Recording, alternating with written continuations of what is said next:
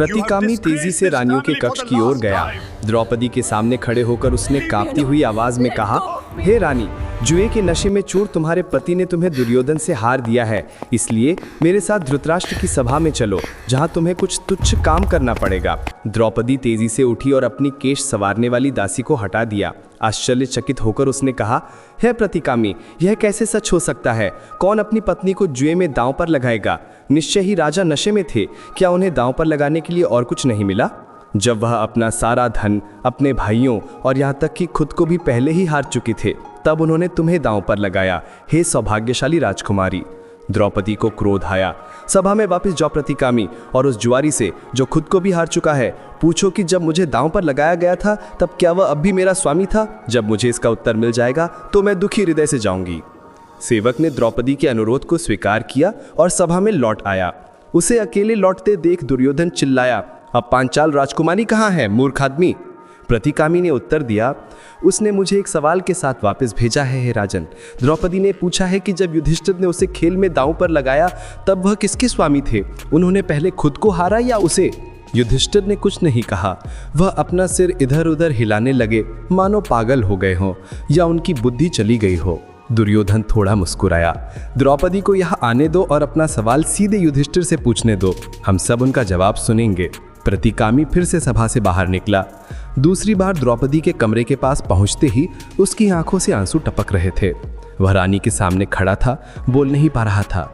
उसने उससे पूछा कि युधिष्ठिर ने जवाब में क्या कहा।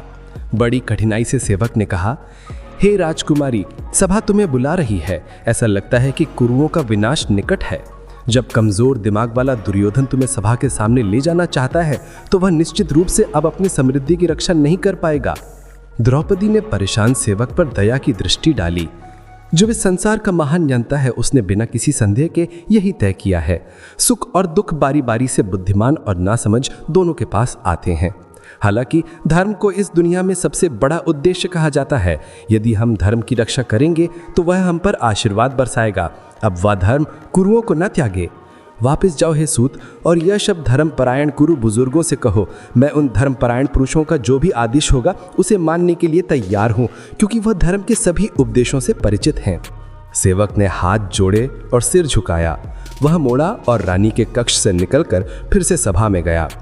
धृतराष्ट्र के सामने खड़े होकर उसने द्रौपदी के शब्दों को दोहराया। किसी ने जवाब नहीं दिया। अब दुर्योधन की उत्सुकता और धृतराष्ट्र के मिली भगत को देखकर वे सभी नीचा मुंह करके बैठ गए। तब युधिष्ठिर ने सेवक से कहा, कड़वाहट से रोती हुई पांचाली के पास जाओ और उससे कहो कि उसे यहाँ आना चाहिए, भले ही वह एकांत में हो और केवल एक वस्त्र पहने हुए हो। यह दुर्योधन का आदेश है। पांडवों ने कुरु बुजुर्गों की ओर देखा, जो युधिष्ठिर के शब्दों को सुनने के बाद भी सभी चुप रहे। भाई तय नहीं कर पा रहे थे कि क्या करें। वे दुर्योधन और उसके 100 भाइयों को युद्ध के लिए ललकारने को तैयार थे, लेकिन युधिष्ठिर को अब भी चुप देखकर वो हिले नहीं। हालांकि भीम खुद को मुश्किल से रोक पा रहे थे और अर्जुन एक सर्प की तरह सांस लेते हुए आग बबूला लग रहे थे। दुर्योधन हंसा, अपनी जीत के हर पल का मजा ले रहा था। उसने फिर से प्रतिकामी को संबोधित किया, जाओ हे सूत और राजकुमारी को ले आओ, अब उसके पास युधिष्ठिर का आदेश है। सेवक घबराया हुआ लग रहा था। वो हमेशा दुर्योधन का आज्ञाकारी था, लेकिन उसे द्रौपदी के क्रोध का डर था। उसने हिचकिचाते हुए कहा, मैं तीसरी बार रानी से क्या कहूं? दुर्योधन क्रोध से भुनभुनाया। वो दुशासन की ओर मुड़ा। ओ भाई, ये मूर्ख सेवक भीम से डरता है। जाओ और द्रौपदी को यहां लाओ। अब पांडव क्या कर सकते हैं जब वो हमारी इच्छा पर निर्भर हो गए हैं? दुशासन तुरंत उठा और सीधे द्रौपदी के पास गया, जैसे कोई कुत्ता शेर की मांद में घुस जाए। उसने कहा, आओ हे राजकुमारी, हमने तुम्हें ईमानदारी से जीता है। अपनी शर्म को त्यागो और अपने नए स्वामी दुर्योधन के सामने जाओ। हे सुंदर स्त्री, अब तुम्हें कौरवों को अपना स्वामी स्वीकार करना होगा। द्रौपदी जोर जोर से रोती हुई खड़ी हो गई। उसने अपने पीले चेहरे को हाथों से ढक लिया और गांधारी के कक्ष की ओर भागी। दुशासन क्रोध में गर्जना करते हुए उसके पीछे भागा। उसने उसके लंबे घुंघराले बाल पकड़ लिए और बलपूर्वक उसे अपने साथ खींच लिया। जब वो द्रौपदी को उसके नीले काले बालों से खींच रहा था तो उस निर्लज्ज राजकुमार को याद आया कि उन्हीं बालों पर राज सूर्य का पवित्र जल झड़का गया था। उसकी दर्द भरी चीखों को नजरअंदाज करते हुए उसने उसे बाहर महल के गलियारों में खींच लिया। द्रौपदी ने धीमी आवाज में उससे कहा, ओ असभ्य, ओ नीच, तुम्हें मुझे सभा के सामने नहीं ले जाना चाहिए। मैं अपनी इस अवस्था में केवल एक वस्त्र पहने हुए वहां कैसे उपस्थित हो सकती हूं? दुशासन हंसा। कोई बात नहीं हे पांचाली, चाहे तुम एक वस्त्र पहनो या नग्न हो, हमने तुम्हें जीत लिया है और अब तुम्हें हमारी दासी स्त्रियों के बीच जैसे भी हो रहना पड़ेगा। तब गौरव उस धोती हुई द्रौपदी को घसीटकर सभा भवन में ले आया। उसने करुणापूर्वक कृष्ण और अर्जुन से प्रार्थना की। दुशासन ने उसे दुर्योधन के सामने फेंक दिया, जहां वो अस्त व्यस्त वस्त्र और बिखरे बालों के साथ गिर पड़ी। कुरु बुजुर्ग उसे मुश्किल से देख पा रहे थे। भीष्म, द्रोण और विदुर अपनी शांति बनाए नहीं रख पाए और खुलकर रोने लगे। धृतराष्ट्र ने पूछा, अब क्या हो रहा है? क्या राजकुमारी पांचाल यहां है? तब द्रौपदी एक लौ की तरह उठी और क्रोधित स्वर में सभा को संबोधित किया। इस सभा में सभी लोग शास्त्रों के ज्ञाता हैं और यज्ञ के प्रति समर्पित हैं। कुछ मेरे बुजुर्ग और गुरु हैं। मैं इस हालत में उनके सामने कैसे खड़ी हो सकती हूं? धर्म का उच्च आत्मा वाला पुत्र नैतिकता के सूक्ष्म नियमों से बंधा हुआ है। केवल स्पष्ट दृष्टि वाले ही उन नियमों को समझ सकते हैं। इसलिए मैं अपने पति में एक रत्ती भर भी गलती मानने में असमर्थ हूं। द्रौपदी ने धृतराष्ट्र की ओर देखा। उसकी आंखें आंसुओं से भरी हुई थीं। उसके बगल में उसने भीष्म, द्रोण और विदुर को देखा, जिनके चेहरे पीड़ा से फटे हुए थे। जब वो उन्हें डांटती रही तो सभी चुप रहे। जब ये नीच मुझे हॉल में खींच रहा है तो तुम सब चुप क्यों हो? निश्चित रूप से तब तुम सब एक ही मन के हो। तुम पर शर्म आती है। कुरुओं की उच्च नैतिकता इस कार्य से नष्ट हो गई है। द्रोण, भीष्म, खट्वा और राजा ने अपनी महानता खो दी है, क्योंकि उनमें से कोई भी इस सबसे नीच कर्म की निंदा नहीं करता है। द्रौपदी असहायता और संकट में रोते हुए सभा के फर्श पर गिर पड़ी। पतली कमर वाली राजकुमारी ने अपने क्रोधित पतियों को देखा। वे उसे इस अवस्था में देखकर भड़क उठे थे और उसकी नजर ने उन्हें और भी ज्यादा भड़का दिया था। उनके राज्य और धन की हानि से उन्हें उतना दर्द नहीं हुआ जितना द्रौपदी की उस नजर से हुआ, जो लज्जा और क्रोध से भरी थी। हालांकि जब दुशासन ने द्रौपदी को अपने पतियों को देखते हुए देखा तो उसने फिर से उसे कौरवों की ओर घसीटा। दासी, दासी, वो चिल्लाया। दुर्योधन, कर्ण और शकुनी सभी ने दुशासन की सराहना की और उसके साथ हंसे।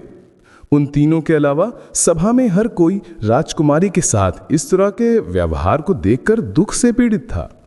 अपना सिर हिलाते हुए भीष्म ने आंसुओं को रोकते हुए द्रौपदी से कहा, हे सौभाग्यशाली स्त्री, ये जानते हुए कि जिसके पास अपना धन नहीं है वो दूसरों के धन को दांव पर नहीं लगा सकता, लेकिन ये भी जानते हुए कि पत्नियां हमेशा अपने पतियों के अधीन होती हैं, मैं तुम्हारे उठाए गए बिंदु का उत्तर देने में असमर्थ हूं। धर्म के मार्ग सूक्ष्म होते हैं। युधिष्ठिर धन से भरी पूरी दुनिया को त्याग सकते हैं, लेकिन वे कभी भी धर्म का बलिदान नहीं करेंगे। पांडव ने शकुनी के साथ खेला, भले ही वो जानता था कि कोई भी उसे जुए में हरा नहीं सकता। उसने खुद को और तुम्हें दोनों को दांव पर लगाकर हार दिया है, हे राजकुमारी। इसलिए मैं इस मामले पर भ्रमित हूं। भीष्म ने धृतराष्ट्र की ओर देखा, लेकिन राजा हमेशा चुप रहे। द्रौपदी ने फिर से कहा, युधिष्ठिर को राजा द्वारा इस सभा में बुलाया गया था और हालांकि उनके पास जुए का कौशल नहीं है, फिर भी उन्हें एक कुशल, दुष्ट और धोखेबाज जुआरी के साथ खेलने के लिए मजबूर किया गया। तब उन्हें स्वेच्छा से कुछ भी दांव पर लगाने वाला कैसे कहा जा सकता है? उन्हें एक साथ काम करने वाले पापी पुरुषों के हथकंडों से उनकी इंद्रियों से वंचित कर दिया गया है।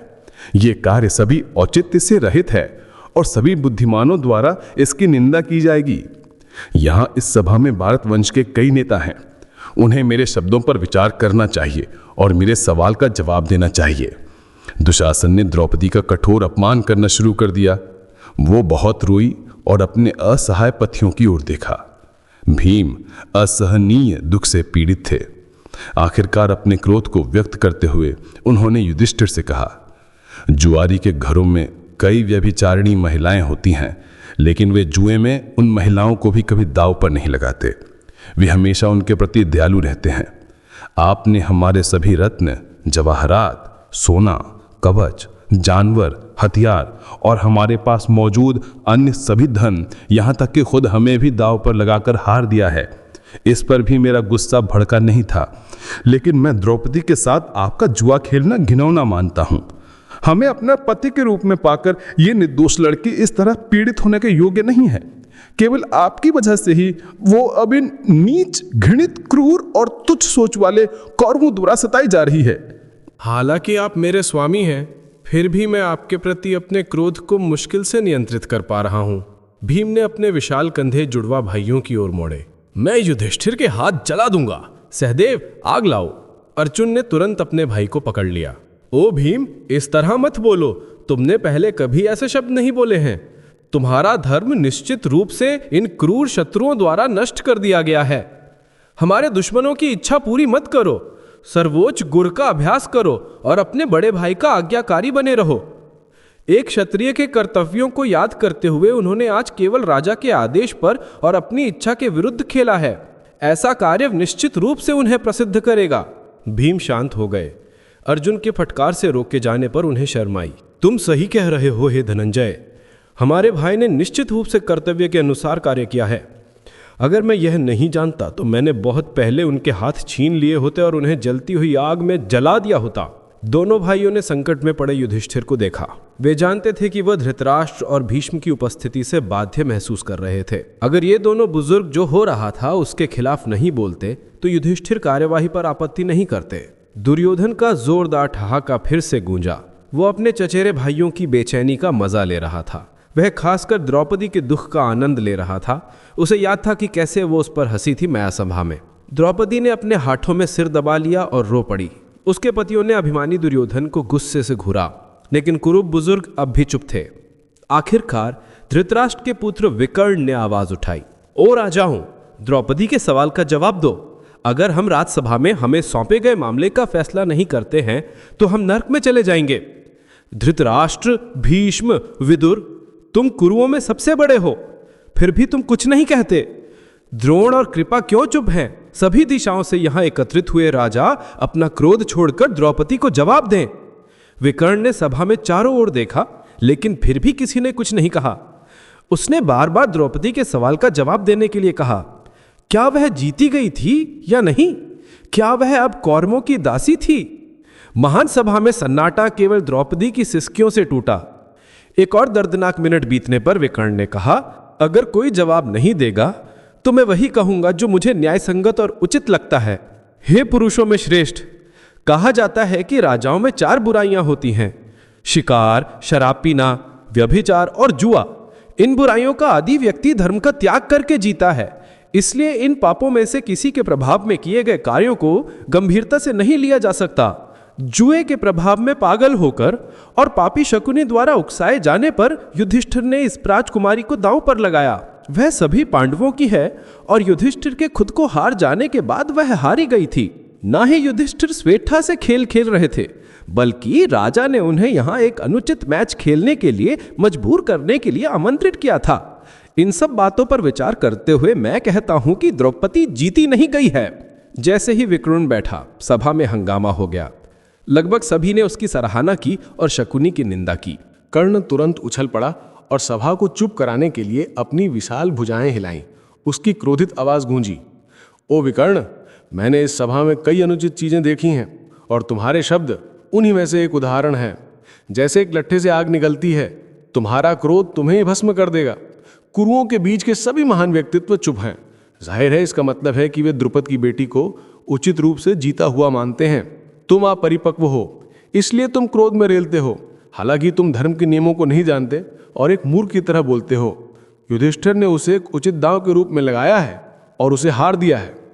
कर्ण को दुर्योधन की तरह अब भी अपनी उस अपमान का याद था जब द्रौपदी ने उसे अपने स्वयंवर में भाग लेने की अनुमति देने से इनकार कर दिया था।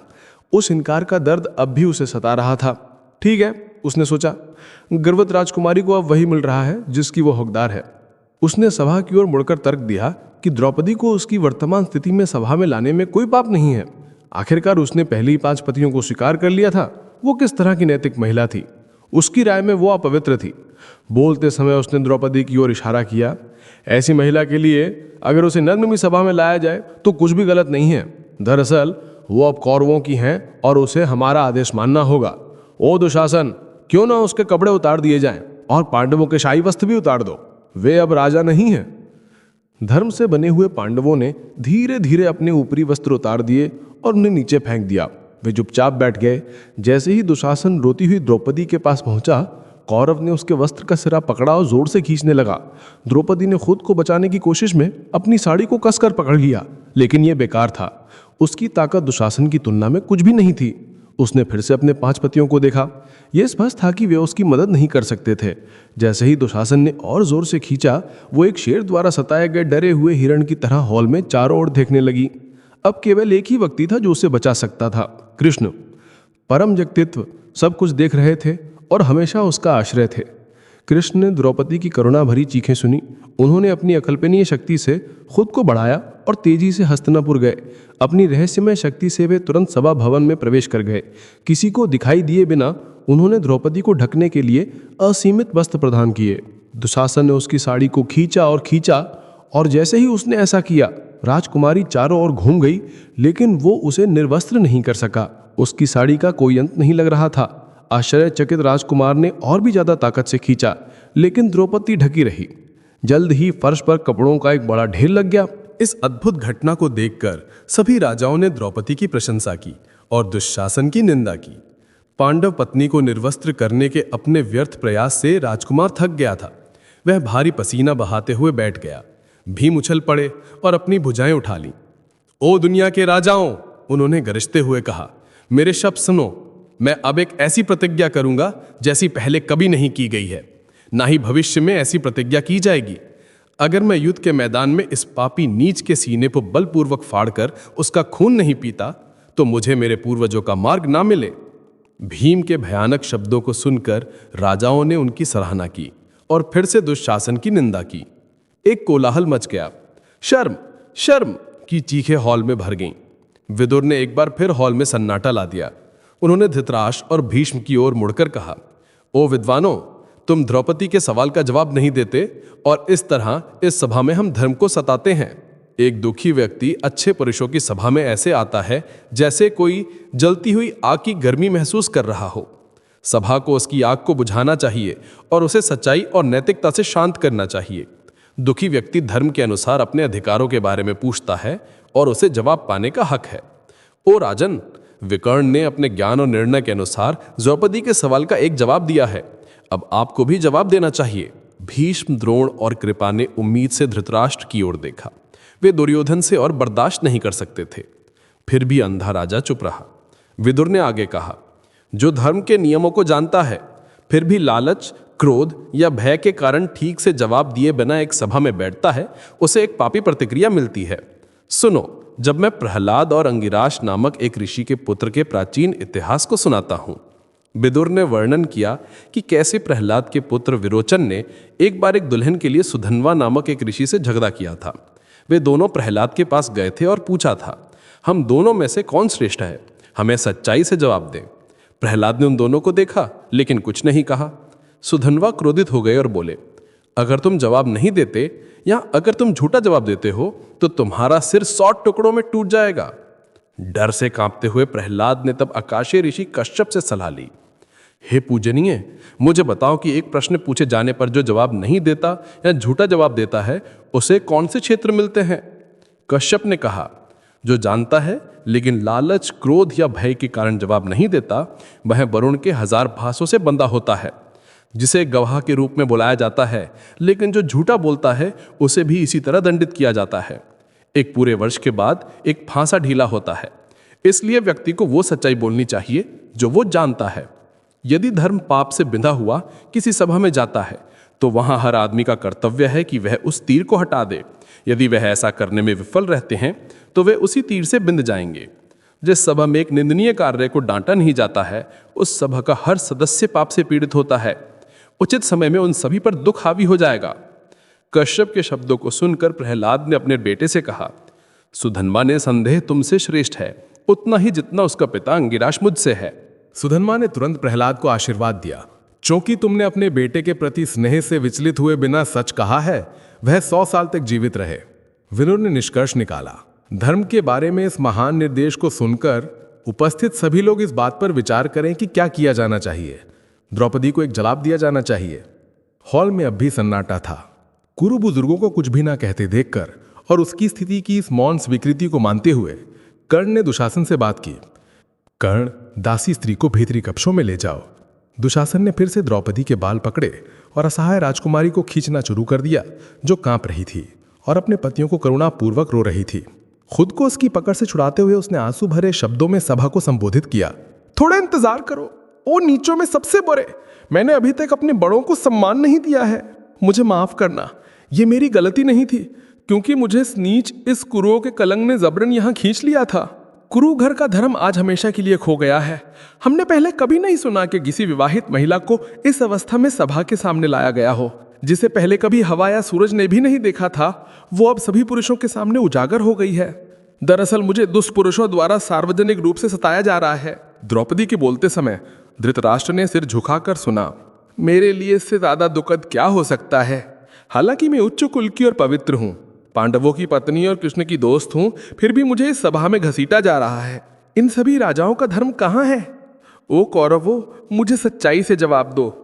क्या मैं धर्मराज की वैध पत्नी, जो उसी वर्ग में पैदा हुई हूँ जिससे वह संबंधित है, एक वैसी स्त्री मानी जाऊं या नहीं? मैं तुम्हारे आदेश का पालन करूंगी। ओ कुरुओं, कुरु कीर्ति का ये घृणित नाशक मुझे क्रूरता से खींच रहा है। मैं इससे और बर्दाश्त नहीं कर सकती। मुझे बताओ कि मुझे क्या करना चाहिए और मैं खुशी से तुम्हारा पालन करूंगी। द्रौपदी के बोलते ही भीष्म ने आंसू बहाए। उन्होंने करुणा से उसकी ओर देखा और कहा, ओ सौभाग्यशाली स्त्री, मैंने कहा है कि धर्म के मार्ग सूक्ष्म होते हैं। बुद्धिमान पुरुषों को भी उन्हें समझना मुश्किल लगता है। कभी कभी एक महान और शक्तिशाली व्यक्ति जिसे धर्म कहता है, उसे ऐसा स्वीकार कर लिया जाता है, भले ही वह सामान्य रूप से ऐसा ना हो। एक कमजोर आदमी जो कहता है, चाहे वह कितना भी नैतिक क्यों ना लगे, आमतौर पर उसे नजरअंदाज कर दिया जाता है। तुम्हारे उठाए गए मामले के महत्व, इसकी पेचीदगी और सूक्ष्मता से मैं खुद को तुम्हारा जवाब देने में असमर्थ पाता हूं। भीष्म रुक गए और शांत सभा में चारों ओर देखा। द्रौपदी की ओर मुड़ते हुए उन्होंने आगे कहा, ये निश्चित है कि चूंकि कौरव लालच और मूर्खता के दास बन गए हैं, हमारा वंश जल्द ही नष्ट हो जाएगा। ओ पांचाली, आज की परिस्थितियों में भी तुम धर्म की ओर मुड़ती हो। ये दिखाता है कि तुम कितनी ही योग्य हो और हमारे घर की महिमा बढ़ाती हो। तुम्हारे पति भी उतनी ही प्रशंसनीय हैं। वे ऐसी कठिनाई में भी सद्गुण से विचलित नहीं होते हैं। हालांकि कौरव नीचा मुंह करके बैठे हैं। वे ऐसे दिखते हैं जैसे मर चुके हों। मुझे नहीं लगता कि वे तुम्हें जवाब देने जा रहे हैं। तुम्हें अपना सवाल युधिष्ठिर से पूछना चाहिए। केवल उन्हें ही कहना चाहिए कि क्या तुम्हें जीता गया है या नहीं। द्रौपदी एक मादा ऑस्प्रे की तरह रोई, फिर भी राजा चुप रहे। वे दुर्योधन की शक्ति से डरे हुए लग रहे थे। कौरव राजकुमार भीष्म के शब्दों को सुनने के बाद भी मुस्कुराता रहा। उठते हुए उसने द्रौपदी से कहा, ओ पांचाली, मैं भीष्म से सहमत हूं। तुम्हारे सवाल का जवाब तुम्हारे पति पर निर्भर करता है। पराक्रमी युधिष्ठिर जो खुद इंद्र के समान है और हमेशा धर्म के प्रति समर्पित हैं, ये बताएं कि उन्होंने सही काम किया या नहीं। यदि वे घोषित करते हैं कि उन्होंने तुम्हें झूठा जुए में हारा है क्योंकि वो उस समय तुम्हारे स्वामी नहीं थे, तो मैं तुम्हें मुक्त कर दूंगा। यदि वे उनके भाइयों के बारे में भी यही घोषणा करते हैं तो मैं उन्हें भी मुक्त कर दूंगा। हालांकि युधिष्ठिर हमें पहले बताएं कि उन्होंने अपना विवेक खो दिया था। युधिष्ठिर के बोलने के बाद वो पतली कमर वाली स्त्री, तब तुम्हें या तो हमें या पांडवों को अपना स्वामी स्वीकार करना चाहिए। यहां सभी गुरु तुम्हारे दुख के सागर में तैर रहे हैं। वे स्वाभाविक रूप से उदार हैं, इसलिए तुम्हारे दुर्भाग्यशाली पतियों को देखकर वे तुम्हारे सवाल का जवाब देने में असमर्थ हैं। फिर से सभा में हंगामा हुआ। कई राजाओं ने दुर्योधन के शब्दों की सराहना की, दूसरों ने हाय और ओ चिल्लाया। लेकिन अब हर कोई युधिष्ठिर की ओर देखने लगा, ये सुनने के लिए उत्सुक था कि वे क्या जवाब देंगे। जैसे ही आवाजों की गूंज धीरे धीरे कम हुई, भीम अचानक खड़े हो गए। उनकी आवाज हॉल में भर गई। अगर उच्च आत्मा वाले धर्मराज हमारे स्वामी और गुरु नहीं होते तो हम कुरुवंश को माफ नहीं करते, लेकिन वे हमारे सभी धार्मिक और तपस्वी गुणों के स्वामी हैं। दरअसल वे हमारे जीवन के स्वामी हैं। अगर वे हमें जीता हुआ मानते हैं तो हम जीते हुए हैं।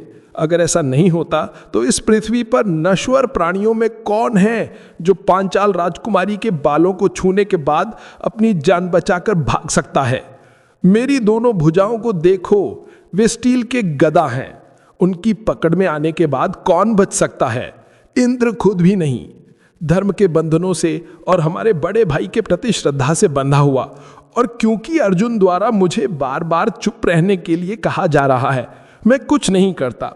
यदि युधिष्ठिर द्वारा एक बार भी आदेश दिया जाए तो मैं केवल अपने थप्पड़ों के बल पर धृतराष्ट्र के पापी बेटों को मार डालूंगा, जैसे एक शेर छोटे जानवरों के झुंड को मारता है।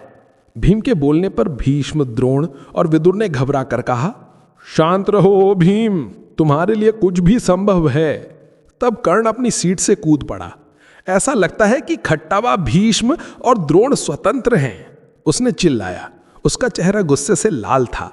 वे हमेशा अपने मालिक की निंदा करते हैं और कभी उसकी समृद्धि की कामना नहीं करते। मैं इस मामले में जो सही है वो कहूंगा। गुलाम, बेटा और पत्नी हमेशा आश्रित होते हैं।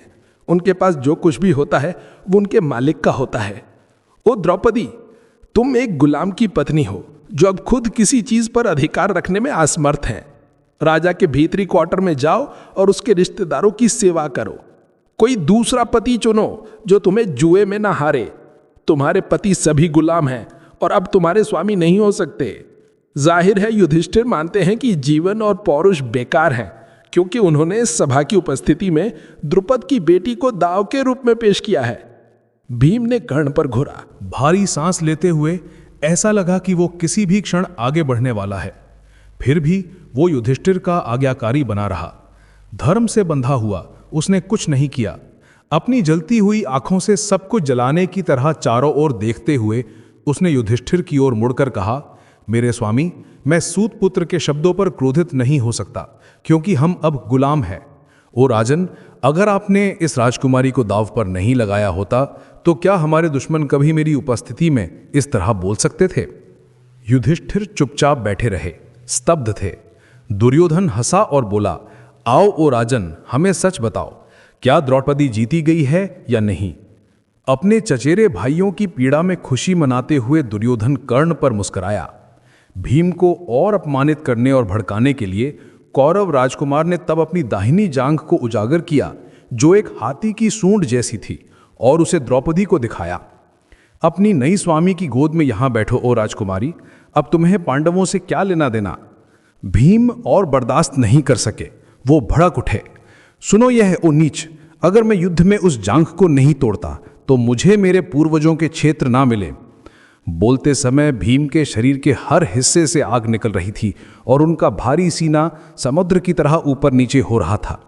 विदुर उछल पड़े और सभा को संबोधित किया, ओ राजाओं, उस खतरे को देखो जिसमें हम अब भीम से हैं। हमारे वंश पर एक आपदा आने वाली है। यह नियति द्वारा भेजा गया है।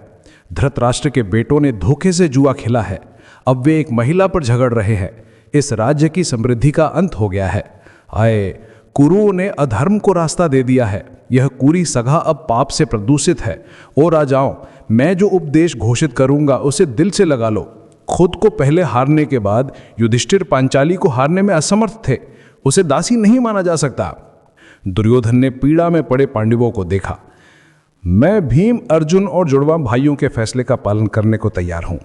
उन्हें घोषित करने दो कि युधिष्ठिर अब उनके स्वामी नहीं है और मैं द्रौपदी को मुक्त कर दूंगा। अर्जुन ने पलटवार किया।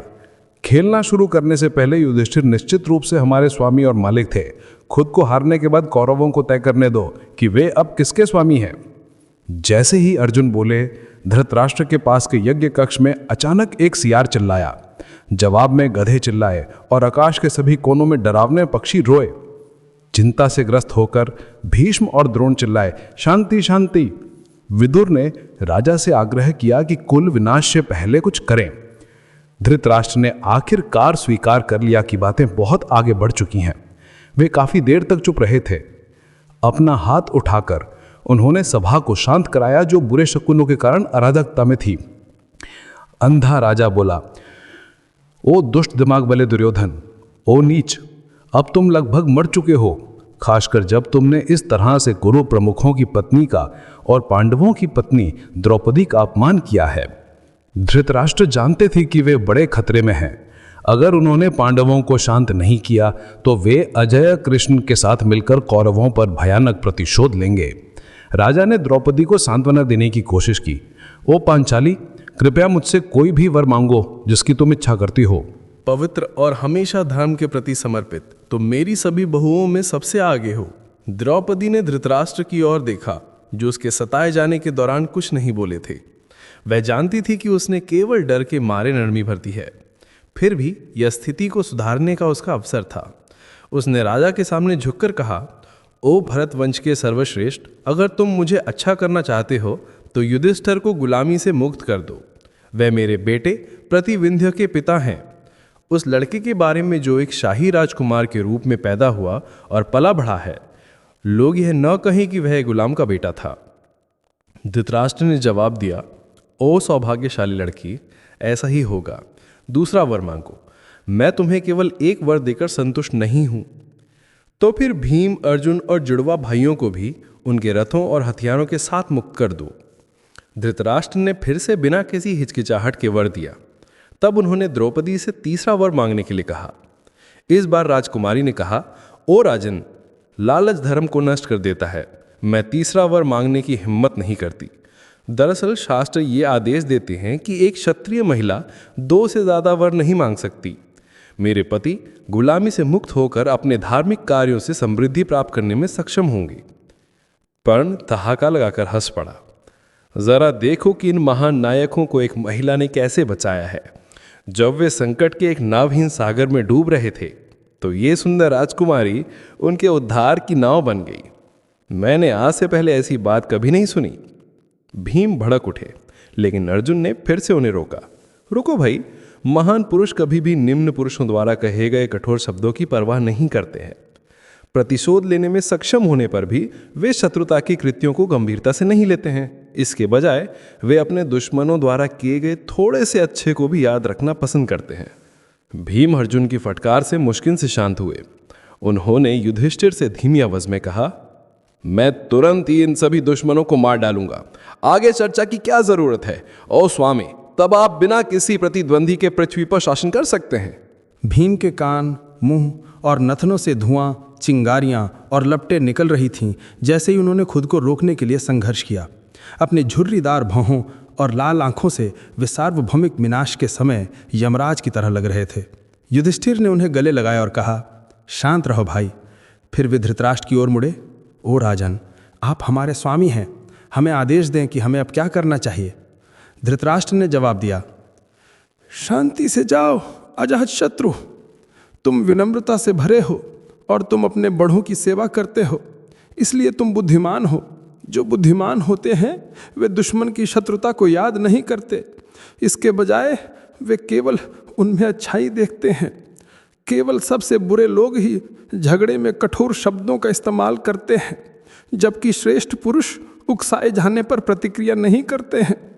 अपनी भावनाओं को जानकर वे दूसरों की भावनाओं को समझ सकते हैं, इसलिए वे हमेशा दया के साथ कार्य करते हैं, यहाँ तक कि अपने दुश्मनों के प्रति भी।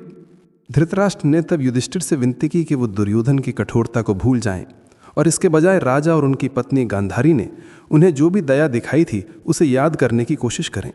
उन्होंने युधिष्ठिर से कहा कि उन्होंने अपने बच्चों और पांडवों की ताकतों और कमजोरियों की जांच करने के लिए जुआ खेलने की अनुमति दी थी। राजा ने निष्कर्ष निकाला, तुम में ओ युधिष्ठिर धर्म है, भीम में पराक्रम है, अर्जुन में धैर्य है और जुड़वा भाइयों में बड़ों के प्रति शुद्ध श्रद्धा और सेवा है। तो जाओ तुम सब और शांति से रहो, अपने राज्य में लौट जाओ। तुम्हारे और मेरे बेटों के बीच भाईचारा रहे, हमेशा धर्म में स्थिर रहो। पांडवों ने राजा के सामने सर झुकाया और फिर चले गए। वे द्रौपदी के साथ अपने रथों पर चढ़ गए और इंद्रप्रस्थ के लिए निकल पड़े। सभा भंग हो गई और सभी राजा धृतराष्ट्र द्वारा उनके लिए प्रदान किए गए आलीशान महलों में लौट आए। जैसे ही वे हॉल से निकले, उनमें से कुछ ने युधिष्ठिर की प्रशंसा की और कुछ ने दुर्योधन की। अंधे राजा को विदुर द्वारा ले जाया गया। जैसे ही उन्होंने पांडवों के प्रति और खासकर उनकी पत्नी के प्रति अपने बेटों द्वारा किए गए जघन्य अपराध को याद किया,